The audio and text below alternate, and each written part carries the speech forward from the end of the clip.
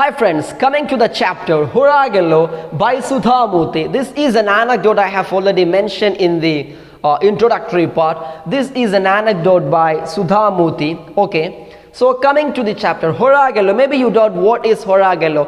That is a stone bench. You can see in the corner there is the picture, that horizontal stone that makes Horegallu. People can put down their burden and they can unload their burden in some place. We can see that. So whenever you go through the text, you will understand it. Okay, just let's start reading. Are you ready? Okay, so I just promise we will be stopping this class very soon. We don't want to make it elaborated and make it 2 sections or 3 sections. I would like to finish it by one video, by one class. Okay, hot summer days. So this is a word of Sudhamurthy. She says, hot summer days remind me of my childhood. In a little village, there was a large banyan tree right in the middle of the village, and I would spend many hours playing under it during my holidays. The tree was like a massive umbrella with its branches providing much needed shade and succor. Succor means support. So suppose here Sudhamurthy just recall her childhood days. In her village there was a big banyan tree. That banyan tree was like a tree umbrella, big massive umbrella of tree. So it was providing shades for others. Banyan tree already know, I remember. So it branches providing much needed shade and succor. Succor means support. So that banyan tree was providing shade and shadow for others. That's why that banyan tree was very important in her village, and that banyan tree was right in the middle of the village. So she reminded about that banyan tree. Okay, travelers spend some time sitting under it and catching their breath before going on their way. So as it is a village, imagine the olden days, like farmers or other travelers, they will be passing by their leg, they will be walking, and somebody will have their donkeys or cows, anything else for traveling, and like this, in our situation or this century or this time or this years, vehicles or many other things or such mode of transfer or travel were not good at that time, so they were walking. So many farmers or travelers will be walking, and they will take a rest under the banyan tree because it's already a big one. They will be resting under that tree. To make them comfortable, there was a Horegallu under the tree. So when the people come with load, there was a Horegallu under the tree. Under that banyan tree there was a Horegallu. Horegallu literally means, so what is the meaning of the word Horegallu? I had shown you the picture. Okay, so imagine that picture in your mind. See, at least you can see the picture once again. You can imagine that picture again. Okay, so Horegallu literally means a stone that can bear weight. It was a large flat stone placed horizontally over 2 vertical stones. So a stone placed horizontally over 2 vertical stones. I think it's clear now from there. Thus making a stone bench on which anyone could sit and rest a while, chat with a fellow traveler, and exchange the news of the road. So when people come with great loads, they will be sitting under the banyan tree. There was a Horegallu. Horegallu literally means a stone bench. People can put down their weight there and simply sit and talk, isn't it? I think as you people are very much interested to make journeys, especially I feel the trend from the students now, the part they always like bike riding, even they don't like any car or luxury vehicles. And I heard many girls are talking also, I want to make a ride to Himalaya with a Royal Enfield or with Himalaya. There's this new bike, right? So many students are interested to do that. Anyway, whenever you think about a journey, if you get a place to rest, we need rest in our journey. So this banyan tree and this Horegallu was highly important in the village of Sudhamurthy. At the village there was a banyan tree, under that there was a Horegallu. People were putting down their burden there and they were talking to each other under that banyan tree. Okay, coming to the next part. Cool water would be kept in the earthen pots near the bench, and the people could quench their thirst before starting their journey again. I am sure similar simple arrangements can be found in villages outside the country also. Okay, Outside the country also you can see many arrangements outside the country. That's the word of Sudhamurti. She says, under this banyan tree there was a Horegallu. Travelers were busy resting there. So to make them cool, there will be water in earthen pots. Water will be kept under the tree in the earthen pots. That's why they can drink that and they can quench their thirst. What do you mean by quenching the thirst? Quenching thirst is a familiar word, even feel complicated, but it's a familiar word for you. If in lower class you had heard about it. Fulfill the thirst. Quenching the thirst means fulfilling, or the drinking the water to fill our stomach, to fill the thirst. Okay. And they can start the journey. There was under the banyan tree there was a Horegallu and earthen pot. The people were drinking water from there to go on that village. And Sudhamurti adds one more thing here, that is, and I believe that I'm sure similar arrangements will be available or would be available in many other countries. Here in India or in our state, in Karnataka, she says that it was Horegallu and water. Nowadays we can see people of Kerala are highly cultured and mature. They do such things. Even at the time of Break the Chain, many people, many clubs, they were also providing some wash basin to wash their hands with sanitizer provided, many things else. They do it very well. Okay, so I don't think I don't have to explain a lot. Okay, see, coming to the soul of the story, the Horegallu in our village holds special memories for me, as it is inextricably linked with my grandfather. So this Horegallu and the grandfather of Sudhamurti has a great connection. Inextricably linked means connected very strongly and solely connected with my grandfather. He was a retired school teacher. So maybe you may be asked to write the character sketch of the grandfather of Sudhamurti. Okay.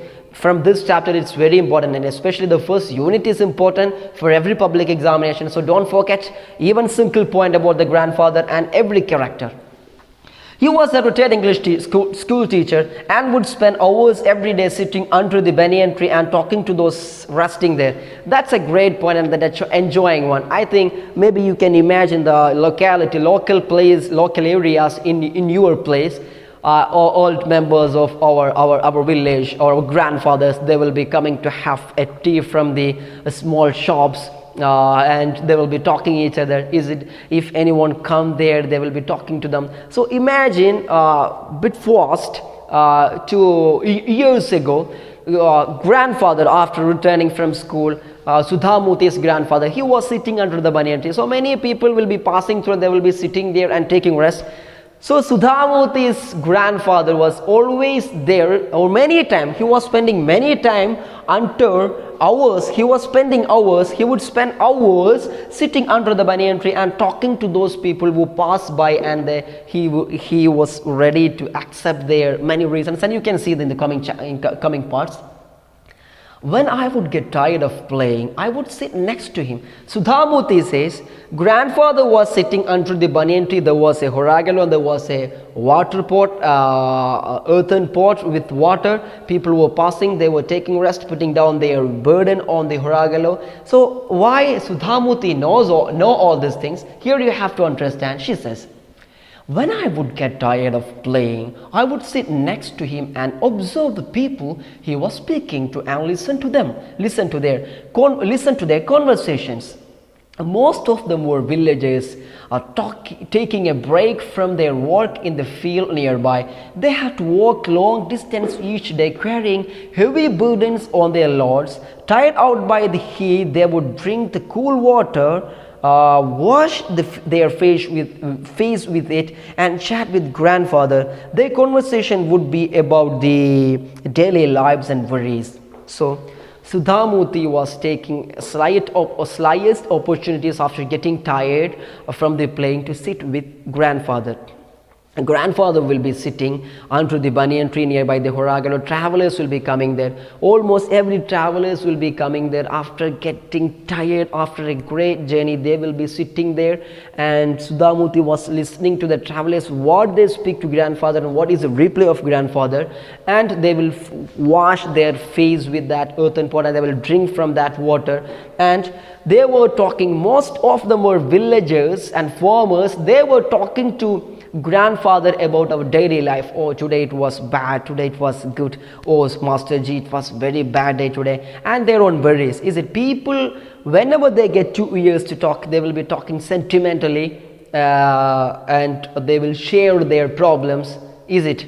So that was it. So here it comes what they talk. This paragraph is written from the perspective of villagers. They come there and talk. They look at their talk. Masterji, this summer has been so hot. I have never seen such brave weather. Oh, Masterji, it's getting difficult to me carry these large loads on my head. So that was the problems and the talkings, or they were talking. Villagers, they were always complaining about many other things. Master, this is very tough. Oh, Masterji, this summer was very hot. Masterji, I am very much tired of taking all these loads. Thank God for this Horegallu. I wish my son would help, but he only wants to go to the city. They spoke about the difficulties they lived with. Okay, here is one word that's very important for you. Thank God for this Horegallu. I wish my son would help. Almost every parents, like your parents, they have a great wish in you. And my parents have also great wish in me. When I do the job and I earn the money, they also help, they also wish support from myself, right? Like that, everyone, when they teach you or when they give you maximum support, they also expect a support back when they get old. All these farmers say, see, Master Ji, we expect to have a support from our family members, from our children, but they always like to go city. They are not ready to help us. And I don't deny the fact that you should follow the way of your father. I never tell that. You can take your own way, you can follow your own way, you can follow your own dream, you can crack it, you can prove it, you can succeed, and you can get the peak of your success. But don't forget your father, don't forget your parents, don't forget their wishes. Support them. Okay, even you could not follow them, you should support, and you should show that you are with them. Then they will have a motivation, they will have an energy to move forward. Understand? So here they were praising, or they were thanking God for the Horegallu, and they were not thanking God for having a child. Instead, we should make our parents to tell, thank God for this child, thank God for this baby, thank God for this girl, thank God for this boy for me. Here, this is a non-living object. Even these farmers are thanking God for this Horegallu because it's helping and supporting. Same time, they are cursing on, I wish my son would help, but they only like cities. That's important from this chapter. That's why I was talking about the family relations and helping each other. Whenever you get a help from your parents, you should take them back also. Okay, not being sentimental, but same time understand the value of your father. I thought I have told it once. Have you heard about Farid Zakaria, the reporter of CNN? He was making a speech at Harvard University. I thought I told it once. Again, I repeat, looking to this situation. He told, looking at in a commencement speech for the Harvard University students, I have one final piece of advice. This is not taken from any books, or I didn't study from any books from my reading. This is I understood from my experience. That's what his final piece of advice was. You don't understand the value of your parents until you become a father. So don't wait so long. Hug your parents, kiss them, and understand their value. That's a great point. Even Farid Zakaria doesn't tell it. You should understand it. Okay. So it's anyway. That farmers were speaking the problems they faced in their life. Okay. My grandfather could only listen to them, but just talking to him seemed to refresh them for their journey. After some time, they would pick up their burdens with some ease and go on their way. The Horegallu was an important feature in their lives, and as a child, I would often not understand why they blessed so often for being there. After all, it was only a stone bench. It was my grandfather who told me, child, Horegallu is essential in any journey. So look, this Horegallu was important in the life of all the people. They were coming there, putting down their waste. That's why, see, they will be picking up their burden and they will go back. The Horegallu was an important, and because they all were blessing, it's a stone bench. As a small child, Sudhamuti was thinking, why all these people are wishing or they thanking God for this small stone bench. This is a non-living object even. They were prizing. So her grandfather was always giving her one advice, child, a Horegallu is essential in any journey. That's an important thing. Another thing that we have to understand from the chapter, Horegallu or a support is needed in any journey. So in a journey of your student life, in journey of your +2 life, you need the support of your teachers, you need the support of your parents, you need the support of your friends. So collect them, make them your friends, all of them. You can go very well. So your journey will not be disturbing. Your journey will not be a disgusting one. It would be enjoying, interesting. Okay. We all carry our burdens according to our situation. So these are the words of grandfather. We all carry our burdens according to our situations and capacities. But every once in a while, we need to stop, put down that burden and rest. Only then can we be refreshed enough to pick up the load once more. The Horegallu gives everyone that opportunity to do so. It helps people regain their strength. Understand?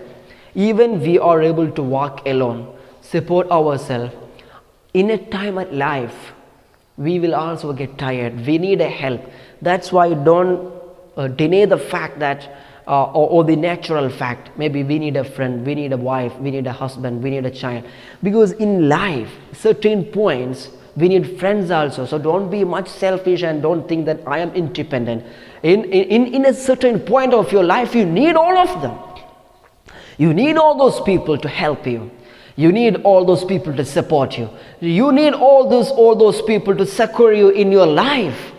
So don't neglect all those people. Collect them, hug them all, and catch them in your surrounding. Then you can make your journey. Once you get tired, they would help you. So when you have maximum money, when you have many resources, if you are neglecting your friend or your circle or your neighbor, your parents or anyone else from your family member or outside the society, they will also neglect when you have a problem, because things will be changed at any point, right? Things will be changed at any point. Maybe we'll be poor once, maybe once rich. It's all up to the God, is it? Or above all our intentions, God has special intention, right? So in life we need people in certain time. Only then we can be refreshed. Then only we can refresh in your life. We all need refresh. The Horegallu gives everyone that opportunity to do so. Though that stone bench Horegallu gives it, I told you they were coming and putting their burden there. So it also helped them. Okay. Then it helped the people to regain their power. Later on in life, I got to see something that reminded me of the stone bench once again. So she remembered coming to another experience. She is coming to another experience, says, after many days, I found another thing similar to the Horegallu. I was working in Bombay, now it's Mumbai. She was working in Mumbai, Sudhamuti. One of my colleagues, Ratna, she is also an important character. Ratna is also an important character in this chapter. Don't forget her name. Okay, very important one. Like Sudhamuti, Ratna and her grandfather, was a senior clerk, middle-aged and always smiling. She had done her graduation and been working in the company for nearly 25 years. She went about her repetitive, mundane work with an infectious cheerfulness. Look, in this paragraph, she speaks about one of her friends, one of her colleagues. She was working in Mumbai. 25 years Ratna was there. She was working there. Even with this mundane means not happy work, a boring one, repetitive, always repeating one same work. But this Ratna was always smiling, and she was with always working with a cheerful mind and flash. Very good mind she had. She had very good face expression.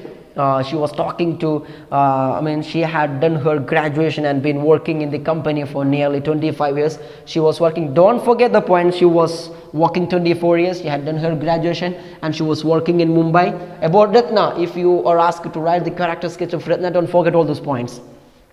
Coming to Ratna again, every day during the lunch hour, she would sit with some person in one of the rooms and they would have long chats. I would often wonder what they talked about. One day, I finally asked Ratna, what do you talk with each person for the whole lunch hour? Ratna smiles and said simply, they share their troubles with me. I hope now you understand the similarity between Ratna and Sudhamuti's grandfather. Sudhamuti had started the story by talking about her village, banyan tree, Horegallu, earthen pots, grandfather sharing experience, villagers, farmers walking through, right? Within a breath I had done it. Okay. Look, and she tells, I remember the same person or the same character again in another place. That was at the Mumbai in her company. It was Ratna. She was working there 25 years. She had done her graduation there and she was listening to the people. So here you look, in almost every lunch hour, she will be coming to the with lunch box and listening to the people and talking to the people. So after getting confused about what she is talking with everyone every day, Sudhamuti, the writer, once asked her, what are you talking every day with? So she simply smiled and told, I'm just listening. There people are sharing their worries with me and troubles. So I am just listening to them. That make them comfortable. That was the answer of Ratna. But how? So here again the doubt comes from Sudhamuti. But how can you solve the troubles of so many people? Are you a doctor or a counselor? How can you solve the problems of all those people? Do you always have an answer for them? So whenever they tell you any troubles, do you have an answer for almost every question? No, I only listen. And that's enough. That solves the problem. I was young and incredulous at such simplistic outlook. But incredulous means I was doubtful. But Ratna answered with the same patience and affection that she must have used with all my colleagues. I am not a trainer or a counselor or an intellectual. No one can solve your problems. You have to do it yourself. Understand? So Sudhamuti was asking as a child. The child was asking. Now she is not a child. She was recalling her village days when she was child. Now she is working also. She is a colleague at Ratna was her colleague at Mumbai company. Okay. Here, listen, she was asking, do you have an answer for all the question? No, I don't have answer. Then what you do? I will just listen to them. Is that enough? Oh, that is enough. And I told everyone that I listen to the people and that would be enough. I am not a counselor, I am not an intelligent person, I am not a doctor, I cannot solve your problems. The only person in the world who is able to solve a problem, only you. So understand, all my students, dear students, if you have any problem, if you want to solve it, especially a mental problem, psychological one, it's up to you to think positive and take the remedy for the problem. Don't wait for any other person to come and take the remedy for the problem, because only you can solve your problem. You can find the remedy and solutions for your problem. That's what Ratna says. Nobody has any right, because God has given you a special ability to have the problems and to solve it. So it's like a game, or life is like a game. Whenever there are different tasks and we are able to do it all and we finish that task, we feel happy. That happiness, success in life. Understand? Okay. So take the risk and tackle it all. Will be happy and enjoying. Take it as a challenge when you have a problem. Okay. Then how do you help them? By listening to them. God has given me 2 ears to listen to others. I hear them out with sympathy and without any judgment. When a person in trouble or under a lot of strain finds an outlet for his worries, it relieves half of his burden. Is it? This is a great philosophy again. When somebody is in strain, under strain or under pressure, and when they get an outlet or someone to share their experience, someone to share their troubles, they will be relieved. They get a relief, right? Don't you remember that? That would happen. Okay. So I would like to tell you, here the answer of Ratna was, we have to listen. God has given me 2 ears. Like that, God has given all of us 2 ears. Whenever you have a trouble, you have to share with your friends. Whenever your friends come to you to share their troubles and to share their problems, listen to them with your 2 ears, because that makes them comfortable and that makes them happy. If somebody can be happy by within your 2 ears without any expense of money, why don't you do that? Do it.